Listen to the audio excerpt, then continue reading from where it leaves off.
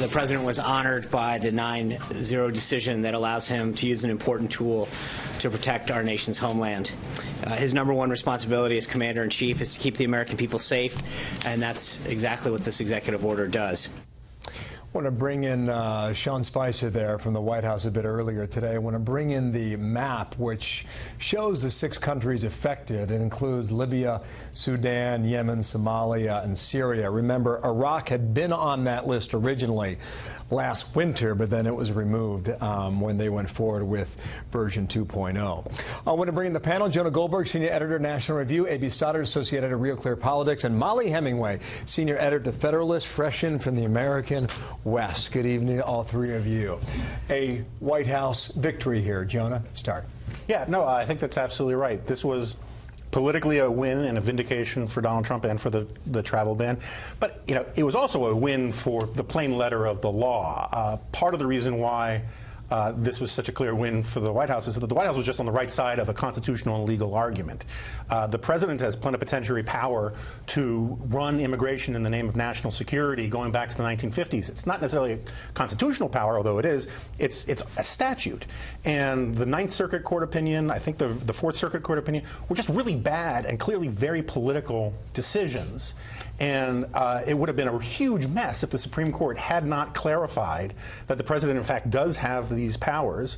And at the same time, you know, it did trim back certainly some of the more expansive ideas of what this ban is supposed to be. You can't, people from these countries can come in, they just need to have a good reason. So the Constitution gives them the right to do it, but these other courts back in February and March, I mean, we were sitting here listening to them. They didn't think so much, Molly. Oh, but these rulings were kind of ridiculous. They weren't reading the plain letter of the law. They were going through Donald Trump's campaign tweets and trying to ascertain some deeper meaning, and that was very bad precedent to set. This idea that we can judge Donald Trump differently than we judge all other political leaders. So this was a very important win. But I also want to point out that there was an important win for religious liberty today, and a big reason why a lot of people voted for Donald Trump was for the Supreme Court to protect religious liberty. There was the huge case Trinity Lutheran. There's also the news that they're going to take up a very important case about free expression when it comes to the cake baker in Colorado.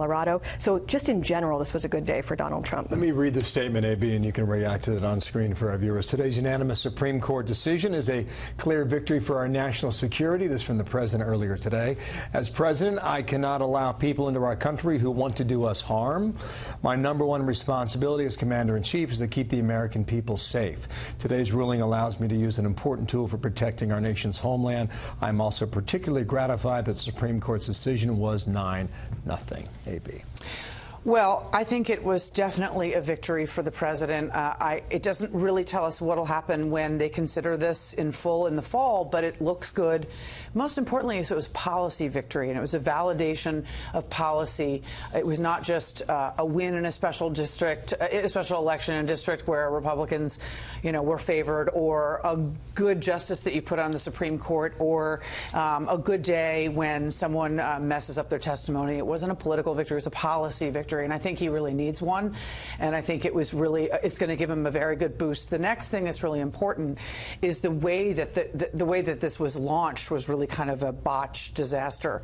So it's an opportunity to show some competence, and if they are organized and ready to reimpose this ban and do it effectively over the days and weeks to come, this will be another also a sort of a separate victory for him in terms of their governance and their collective organization, in contrast to the way that it went in January. We know it's a 72-hour rollout now, which was not the case originally. No, that's right. And there is a certain amount of, I think, Chief Justice Roberts kicking the can down the road by doing it this way. It upholds this thing in principle, but as A.B. says, by the time this actually gets there, the 90 days will be up. Who knows what the official policy will be? And we may come back to see a very different situation on the legal situation. Molly was touching on some of the other rulings today from the Supreme Court. Just in an overall sense, I want to play a Democrat from Hawaii, Congresswoman Hirona, on MSNBC a bit earlier today, and just see how this has been characterized now that you have Neil Gorsuch and a complete plate of 9 justices when she said this. Neil Gorsuch, who I did not support as a Supreme Court justice, he's joined two of the most conservative justices, Clarence Thomas and Alito, on the court to take the position that the entire injunction should have been lifted. This is like the three horsemen of the apocalypse, and they're waiting for the fourth one to come along so that they can go on their trend toward what I call extremism. Here we go on day one.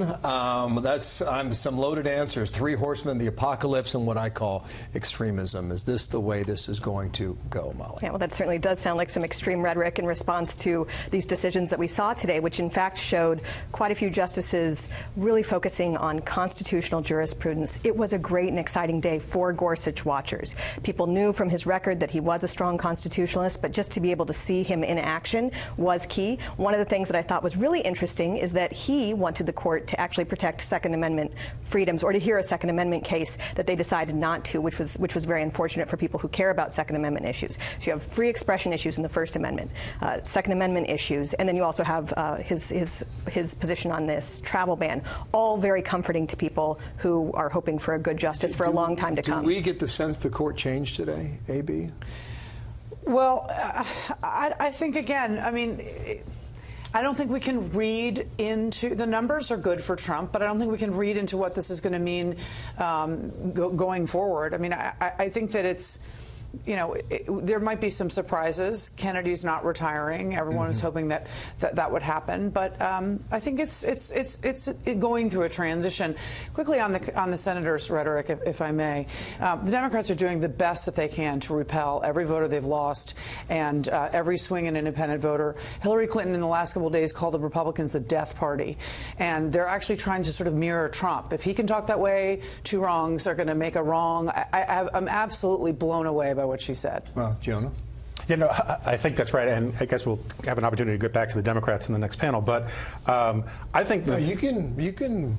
Well, no, I agree entirely with A.B. I think the apocalypse. Well, no, the rhetoric of the Democrats in the last couple, particularly on the health care stuff, is so outrageous. And so disproportionate, you know, they're basically saying that any attempt to do entitlement reform is murder, is tantamount to murder now.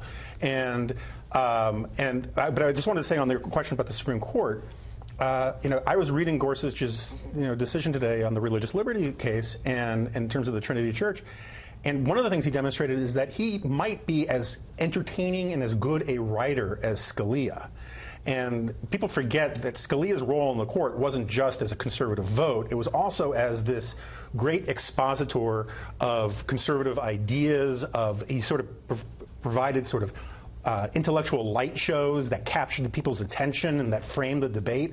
And Gorsuch gives a hint that he may be as good as that. He was billed that way, and so you're saying that he. And it's very rare that conservative appointees actually pan out to be what they were billed for. Molly. Speaking of rhetoric, one of the other issues that's interesting, that travel ban issue implicitly recognizes that the government has a likely win on that, but a lot of people are calling for Justice Ruth Bader Ginsburg to recuse herself because she was so outspoken against that ban and against President Trump during the campaign specifically related to that. So it'll be interesting to watch that and see whether she does recuse or whether it even matters. It was a 120-day temporary ban where the administration wanted to pull back from these now 6 countries, A.B. And now we may not have a decision on this for 10, 11 months down the road. Well, I mean, as Jonah said, the timeline is going to expire. I think it still validates his policy today, and I think he's going to take the victory that he has today. Whether or not, look, they haven't even begun the extreme vetting that they promised. This is not a perfect situation, but this is a policy victory for Donald Trump. He should take what he gets. Okay.